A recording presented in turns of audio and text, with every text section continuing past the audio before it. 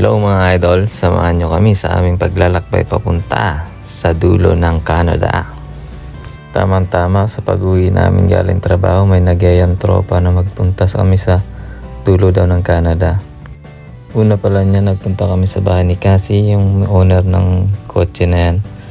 At yun na nga, pinag-drive niya si Batang para ma-testing yung driving niya.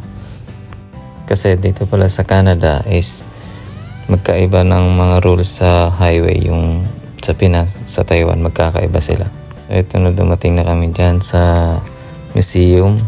Saglit lang kami umikot, tapos lumabas na kami para magantay ng shuttle. Maya pa darating na yung shuttle dyan.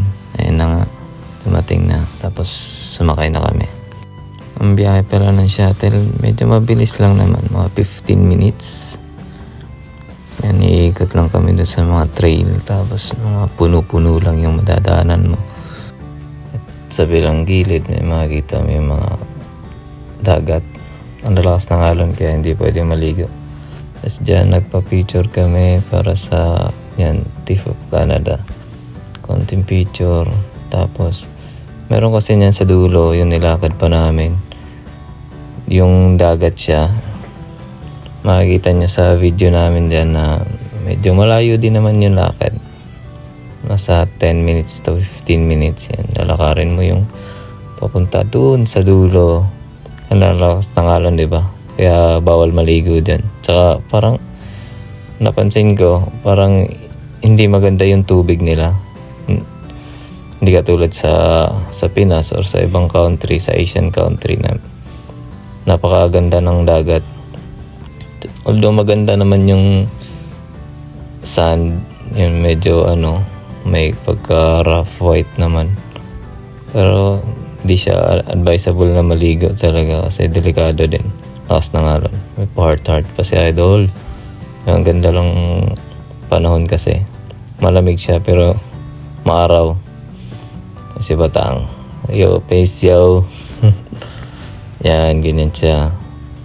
Yan, parang dulong-dulo ni siya ng Ontario. Tapos naglalaro na yung mga bata. Ayun na, nagtatakbuhan. Tapos yan, akitin sana namin yan kaso hindi siya pwede akitin, naka-close siya. So bumalik na kami, nagantay kami ng shuttle para pabalik dun sa museum. Kasi may pupuntahan pa kami, ibang picturan daw or yan yung bus. Saglit lang naman, 20 minutes, umiikot na yung shuttle niya. Kaya saglit lang. Hanggang 7 PM pa naman yung shuttle na yan. Kaya okay lang kahit umabot ng gabi. Ito pala yung driver ng shuttle kasi may pumasok na kotse, bawal kotse doon. May nakaharang na kasi yun sa unahan. So ang speed limit dito pala sa pinasukan naming sanctuary is nasa 40 lang. Bawal lumagpas. Pang-iwas accident na rin. Dumating na rin kami sa pangalawang pasyalan na napuntahan namin. Yung medyo akit ka ng hagdanan para sa mga view, makita mo yung view dun sa baba.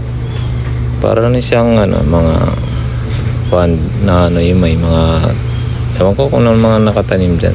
Maganda rin yung view, ayun. Makikita mo. Sobrang lawak ng area niya, maganda pang photoshoot, mga picture, ganyan.